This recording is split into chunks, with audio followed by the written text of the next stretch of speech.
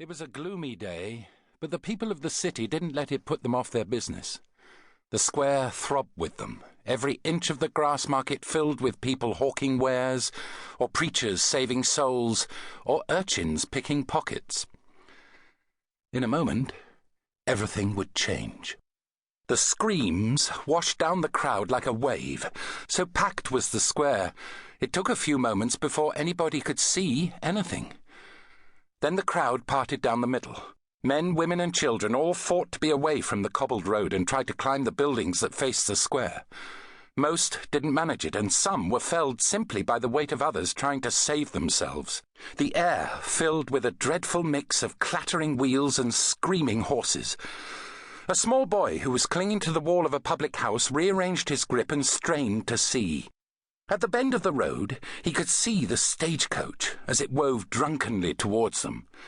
The horses spat froth as they galloped blindly onwards, the driver clinging for his life to his perch and at the same time trying to pull the horses to a stop with the reins.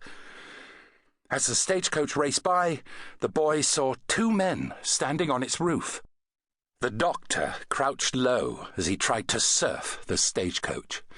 The driver was doing his best to steer the horses as they bolted, but it was a losing battle. Plus, he couldn't fight the natural urge to look over his shoulder at his attacker. The pale man was having as much trouble as the doctor in keeping his balance as the stagecoach rocked, but he was still advancing. "Hey!" the doctor called to the man. The pale man turned, and the doctor got a brief flash of black marble eyes and a triumphant feeling. Then he saw a piece of the stagecoach roof splinter and looked again. The pale man's shoulder now had a dry red tear in it where something had struck him, attracting his attention. The doctor risked a glance behind him and saw 4 red-jacketed soldiers firing from the steps down from the castle. "They're shooting at us!" cried a voice from below. The doctor ducked low to avoid perforation and stuck his head out over the edge of the stagecoach. There was a passenger sticking his head out of the window and waving wildly. "Don't worry," the doctor called as the coach veered violently to the left. "Just stay inside." The passenger gave him a strange look and ducked back inside. The doctor risked another look behind him and saw the soldiers running after them whilst trying to reload their muskets. He pulled himself unsteadily to his feet and turned back to face forwards. The pale man seemed to have lost interest in the driver.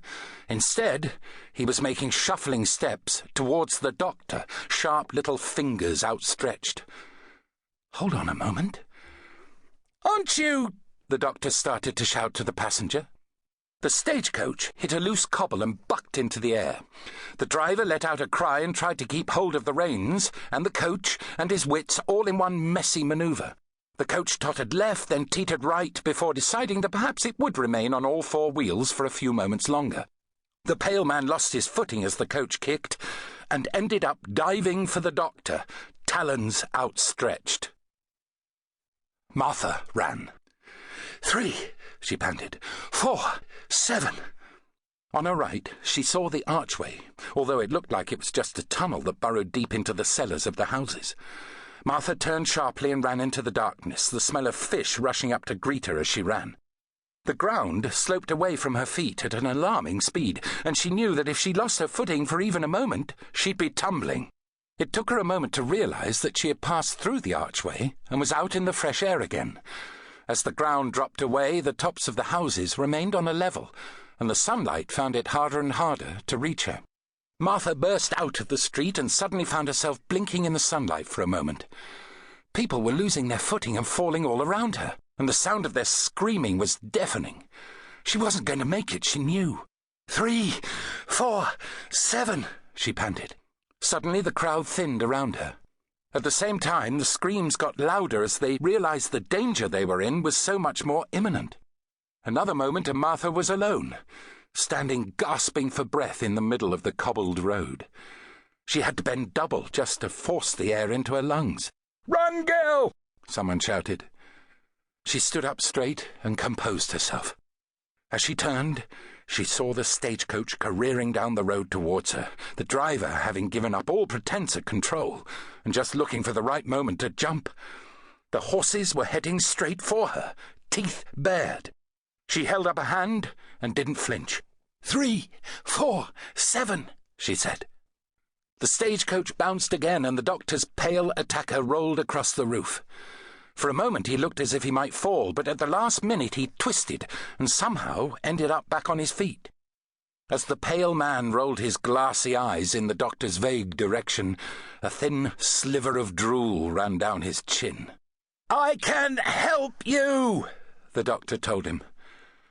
A musket shot rang out. Martha swallowed hard and closed her eyes. 3, 4, 7, she said. The sonic screwdriver felt heavy in her hand, but she held it high.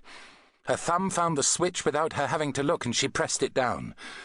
It wasn't making any sound, or at least none that she could hear. She risked a peek through one squinting eye. The horses were nearly on top of her.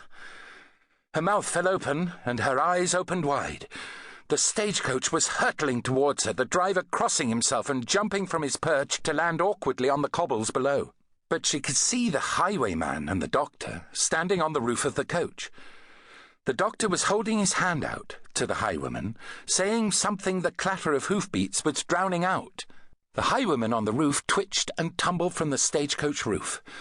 Martha barely had the time to register that he'd been shot before her heart leapt at the sight of the doctor launching himself after him.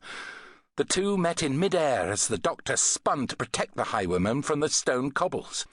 Martha realized she was still standing in the path of the stagecoach. It was too late, far too late. All Martha could do was worry about whether the doctor had hurt himself in the fall.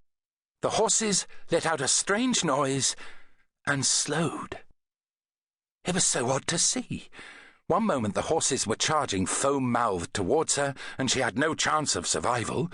The next, they were starting to slow. Martha felt a moment of elation before she realized that the stagecoach itself wasn't slowing down. As the horses both moved to the left, suddenly interested in the buildings lining the street, the stagecoach sped on at top speed. The gathered crowd didn't know what to do, and neither did the horses. They dug their feet in indignantly as the coach pulled them backwards down the road, their hooves grinding sparks from the rough stone. Martha let her hand drop and made a run for the dubious protection of a pub. When she looked behind her, the stagecoach had spun to a halt 10 yards down the road. The cobblestones were scuffed, and the coach was sideways on to the road, but otherwise you'd be hard-pushed to guess that anything was wrong. The horses pawed at the ground skittishly. Martha smiled and took her thumb from the sonic screwdriver.